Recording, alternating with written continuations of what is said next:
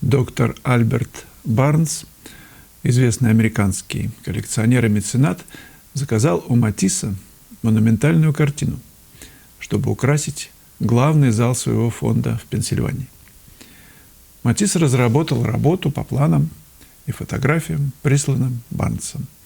Как только картина была завершена, Матисс отправил ее в США, но размеры не соответствовали намеченному местоположению.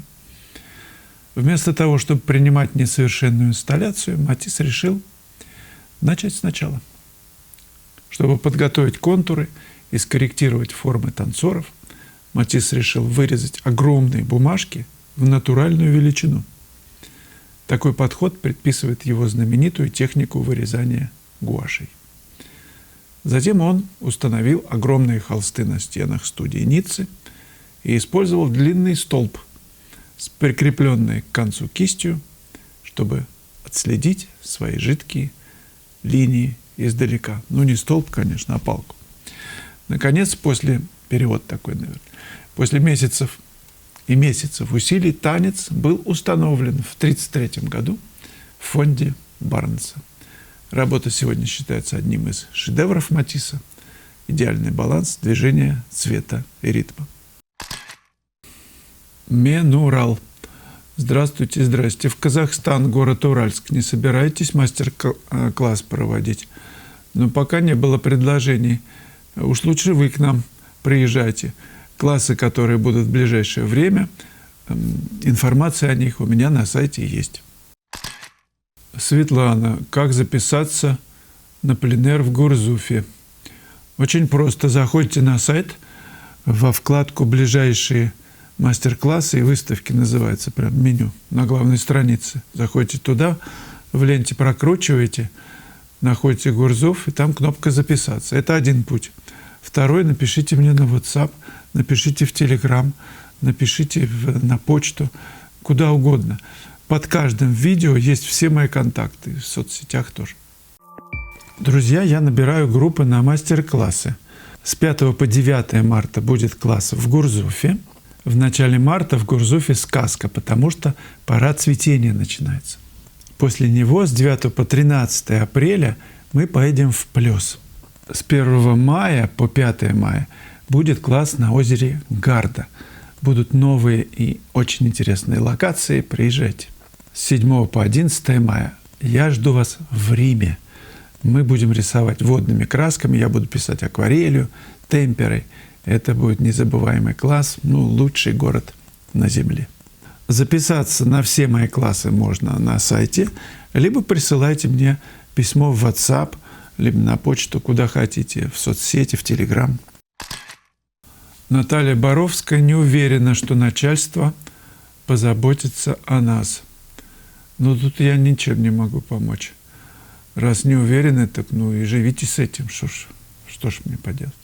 Я уверен, что придет время, обязательно придет, когда вы узнаете, что вы и начальство неразделимы, что вы вообще одно. Должно пройти созревание. Почитайте в Библии про многострадального Иова. Он уже там всякими язвами покрылся, и все у него начальство отобрало, а он не утратил своей любви к нему, и все ему возвратилось, все прелести жизни. Елена Пухарева, даже если новичок, мастер-класс будет очень полезен. Но это к тому, одна женщина была в неуверенности, ехать ей на класс или не ехать. Я и поехала совсем новичком. Да, Лена приезжала ко мне в Гурзуф. Ничего толком не написала, одни каляки-маляки, зато получила понимание и хороший пинок. А то топталась на месте. После мастер-класса и уроков Вячеслава сразу пошел рост. Спасибо, Вячеслав. Спасибо, Елена, дорогая. Приезжайте еще. Ничего не бойтесь. Приезжайте в Гурзуф, приезжайте, где у нас еще будет, в Плесе. Вы правильно говорите, Лена, речь в понимании. Когда оно приходит, то открываются творческие ворота, вы начинаете творить, и без страха. У нас, кстати, до 20 числа февраля В онлайн-школе скидка идет, акция. Все курсы именно, со скидкой в 35% можно приобрести и поучиться всякому. Ну, там много чего полезного. Я сейчас для вас готовлю новый курс, связанный, будем писать разными материалами, водными красками, акварелью, ну, чем хотите, кстати. Но будем писать характеры. Сначала детей. Ближайший курс, который выйдет, будет этому посвящен, разным характерам детей, обостренным таким, ну, ярким, естественно. А потом я примусь на следующем курсе за пожилых людей. Это будет очень и очень важный, и я его просто уже делаю, и вижу, насколько он важен, этот материал, этот курс. И для того, чтобы к нему, в общем-то, осознанно приступить, нужно хорошенько поработать с губами, носом, глазами, ушами. Ну, короче, изучить портрет головы в рисунке, изучить конструкцию. Об этом курс, который я вам предлагаю сейчас со скидкой. Александр Липовский. Естественно, каждый художник пишет себя или свои доминирующие эмоции. В ваших женских портретах виден автопортрет. Небольшой нос, небольшой, да? Да. Картошкой, да? Нет, небольшой нос написано. Слегка выпуклый вертикальный лоб и др. Ни одного греческого профиля. Ну, куда деваться? Вот так пишу, так вижу. И для того, чтобы вы сравнили портреты женские со мной, я покажу несколько.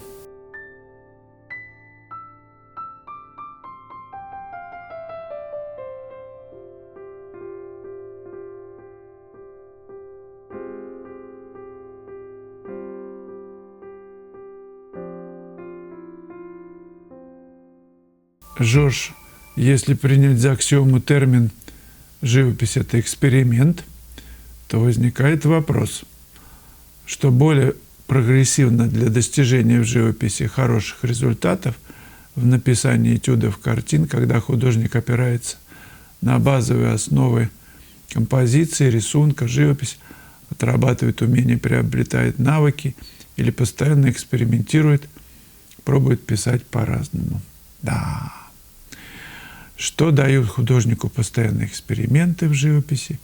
Неужели повышают мастерство? То есть разве можно достичь успеха в живописи, если как новый этюд или картина, так новый эксперимент? То, что вы говорите, это основа. И я всегда на классах, в своих роликах, вот этих, всегда говорю, что эксперименты опираются на жесткий фундамент. Если он будет хлипкий, то здание любой красоты финтифлюшек, небоскреб, разрушится. То, о чем вы говорите, это основа. Крепкий рисунок, точная композиция выверенная, теплохолодность, ну и так далее, и так далее. Вот эти основы, на которых возникает желание экспериментировать, отходить, сравнивать, какие-то близкие по тону пятна, например, сливать в одно. Ну почему нет? От этого фундамент не разрушится. От этого может возникнуть какой-то новый интерес. Цвета контрастные, дополнительные, мы все хорошо понимаем, но их сочетание настолько многогранно, настолько объемно, что с ними надо экспериментировать, искать новые для себя гармонии. То, что вы говорите, это все так. Но находясь вот на этом жестком фундаменте, о котором вы говорите, давайте идти дальше. Давайте строить разные красоты здания, разного дизайна.